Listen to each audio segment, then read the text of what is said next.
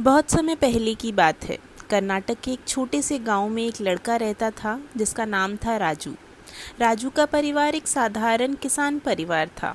उनके पास ज़मीन तो थी, पर राजू को हमेशा लगता था कि उसके पास पैसे बहुत कम हैं। राजू अक्सर अपने दोस्तों को देखता था जिनके पास खिलौने, अच्छे कपड़े और ढेर सारी मिठाई होती थी।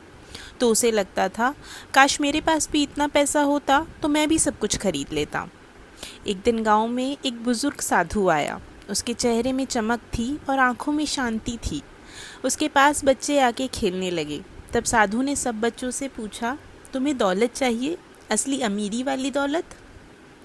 राजू बड़ा खुश हुआ। उसने कहा, हाँ मुझे चाहिए। अगर मेरे पास में बहुत पैसा होगा तो मैं बहुत खुश होऊंगा। साधु उसे देखकर मुस्कुराए और बोले, ठीक है बेटा, चलो मैं तुम्हें तुम्हारी असली दौलत दिखाता हूँ, मेरे साथ आओ। साधु राजू को उसी के खेत में ले गए। वहाँ मिट्टी, हल, बीज, बैल सब कुछ मौजूद था। राजू की समझ में कुछ नहीं आया। उसने कहा, ये तो कुछ भी नहीं है, बस मिट्टी है, दौलत कहाँ है? साधु ने मुट्ठी भर मिट्टी को हाथ में उठाया और कहा, बेटा ये मिट्टी नहीं, सोना है। अगर तुम इसे ढंग से पहचानो तो।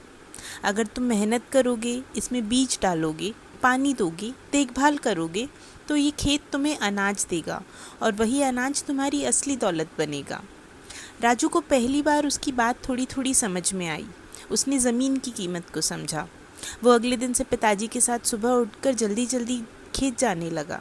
बैलों के साथ हल चलाता, बीज बोता, पौधे में पानी देता। सारे काम बड़ी ईमानदारी से सीखने लगा। धीरे धीरे खेत में हरी हरी फसल लहराने लगी।